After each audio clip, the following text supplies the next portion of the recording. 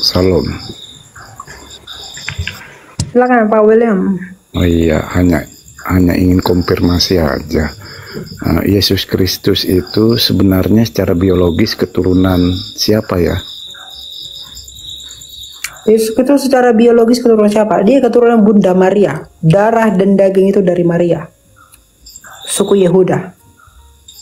Tapi kalau dari persepsi saya ini, mohon maaf ya, dari persepsi saya untuk Kristen sejati itu seperti ini. Sebenarnya secara filosofi terkait kelahiran Yesus Kristus itu tidak memiliki ayah. Ini secara filosofi itu menanamkan kepada kepribadian kita untuk menghargai orang yang hamil di luar nikah. Jadi jangan dicampakkan. Seumpama saya memperoleh tunangan, tiba-tiba belum saya setubui, ternyata tunangan saya sudah hamil. Nah, ini kewajiban kita untuk melindungi dan mengayomi, menikahi yang bersangkutan, tetapi jangan dihampiri. Setelah melahirkan seorang anak, baru boleh kita hampiri. Itu kayaknya doktrin sejatinya. Itu lebih kepada interpretasi moral, bukan doktrin. Jadi itu tidak masalah. Mau ditolak, mau diterima, itu nggak apa-apa. Itu hak kita untuk memilih, karena hidup adalah pilihan, Pak. Yang penting tidak menolak Kristus. Kalau menurut hemat saya seperti ini. Iya, tidak apa-apa. Itu penafsiran, tetaplah tafsir. Enggak, bukan, jangan. Nah, kalau kita melihat diri sendiri, kita lihat segala kekurangan yang kita miliki. Tetapi kalau kita melihat orang lain, itu jangan Bapak jadikan sebagai nilai mutlak untuk mengukur kesejatian iman orang. Karena interpretasi kasih setiap orang itu adalah pengampunan.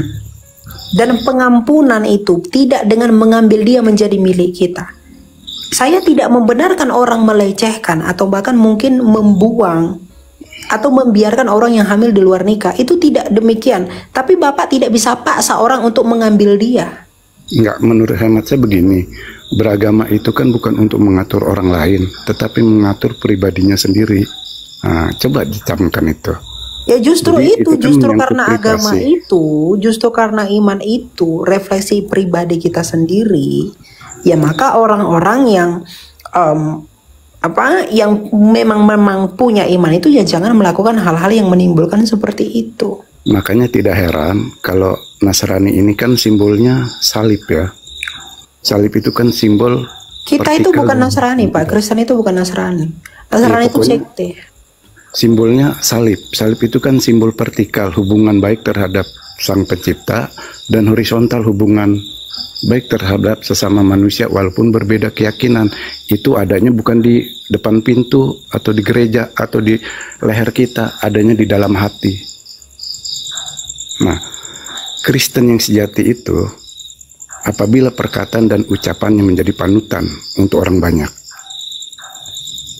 Nah, sekarang kita berbicara mengajarkan moral. Kita berharap agar perkataan dan perbuatan kita menjadi contoh dan panutan. Itu ilmu yang paling tinggi. Ya itu tentu harus, itu tentu kok sebagai bukti. Perbuatan itu sebagai bukti bahwa kita beriman. Tapi bukan perbuatan itu yang menyelamatkan. Banyak orang mengasihi, banyak orang mencintai, berbuat baik di luar Kristus itu tetap tidak perbuatan baik. Karena dia masih tetap punya dosa yang mencemari perbuatan baiknya itu. Tapi kalau di dalam Kristus dia dibenarkan, dia dikuduskan, maka perbuatan baiknya itu kelihatan. Kalau orang di luar Kristus, sebanyak apapun perbuatan baiknya itu tetap dicemari oleh kenajisannya. Tapi dalam Kristus itu dibenarkan. Menurut saya, sebelum seseorang atau manusia memahami agama, terlebih dahulu memahami angka 0 sampai 9. Setelah memahami angka 0 sampai 9, maka timbullah konsep agama. Mengatakan Tuhan dan itu kekristenan satu. itu bukan agama. Kristen itu adalah kerajaan Allah. Karena Kristus tidak pernah bawa agama. Jadi Kristen itu bukan agama. Jadi kalau Bapak mau buat argumentasi itu untuk merujuk kepada Kristen yang adalah agama, itu sesat dan salah. Karena Kristen itu bukan agama. Karena kita tidak terikat dengan syariat. Arti agama itu adalah aturan-aturan yang mengikat. Jadi Kristen itu bukan agama. Enggak, kalau agama itu kan dari bahasa Sanskerta. Tidak, agama kacau. Sesuatu yang mengajarkan tidak kacau. Di dalam agama itu banyak aturan-aturan dan syariat yang mengikat. Dalam Kristen itu tidak ada syariat yang mengikat. tapi iman yang menyelamatkan dan kasih yang menuntun keselamatan. Dan itu hanya ditemukan dalam Kristus. Jadi kalau Bapak mau menggunakan bahwa agama-agama itu muncul setelah angka 0 dan lain-lain segala macam, ya, yang menjadi penemu ilmu pengetahuan sejak awal itu, menurut saya dongeng. begitu. Ya, itu menurut Bapak. Saya tidak mungkin lebih percaya kepada Bapak yang baru lahir di abad ke-20 daripada para rasul yang lahir di abad mula-mula. Karena Bapak belum tentu mengetahui apa yang terjadi masa lalu. Tapi kita punya metode ilmu pengetahuan untuk melacak itu berdasarkan metode historis dan juga ilmu uji karbon untuk mengetahui kebenarnya. Jadi saya tidak lebih percaya kepada opinimu daripada kepada kebenaran sejarah dan juga jejak para saintis. Begitu. Jadi apapun ocehanmu untuk mengeneralisasikan dan meliberalkan kekristenan dalam pandanganmu, itu tetaplah tafsirmu dan opinimu. Ya enggak lah, enggak tafsir. Karena ya, itu Tuhan memberkatimu. Ya. Jadi apapun yang kamu sampaikan tentang kekristenan itu hanya opinimu saja. Saya tidak lebih percaya kepada kamu yang baru lahir di abad ke-20 daripada para rasul yang ucapannya itu bisa dikonfirmasi hingga sekarang dan sampai sekarang. Jadi jangan belagu. Kamu hidup di dalam ilmu pengetahuan yang dianugerahi oleh gereja yang didirikan oleh Kristus. Jadi jangan merasa kamu berbicara angka 0 bla bla bla segala macam. Kamu tidak akan bisa berbicara seperti itu tanpa gereja. Gerejalah yang memulai itu semua. Jadi jangan angkuh dan jangan sombong. Di luar gereja kamu tidak bisa berbuat apa-apa. Dan kamu tidak sadar kamu hidup di kalender yang dibuat oleh gereja. Begitu. Ya, jadi jangan sombong sama orang Kristen. Kekristenan itu sesungguhnya kerajaan Allah yang datang daripada Allah, sehingga dengan demikian kekristenan menjadi anugerah terbesar bagi dunia ini. Karena pengenalan kami akan Kristus. Jadi jangan banyak cincong sana sini situ.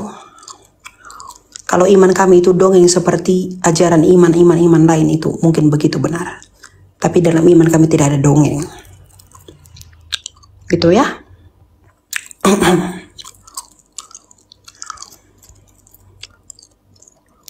Jadi kalau kamu masih mengimani dongeng-dongeng, jangan mencoba untuk komparator dengan kekristenan. Apalagi kamu mengatakan kekristenan sejati. Kekristenan sejati itu yang menampar para bidat, bukan yang meliberalkan semuanya. Saya mungkin menduga kamu ini orang Kristen liberal yang pola pikirnya begitu tidak jelas. Kamu bangun dan sadar, gerejalah yang memberimu pengetahuan. Tanpa gereja kamu tidak bisa berbuat apa-apa.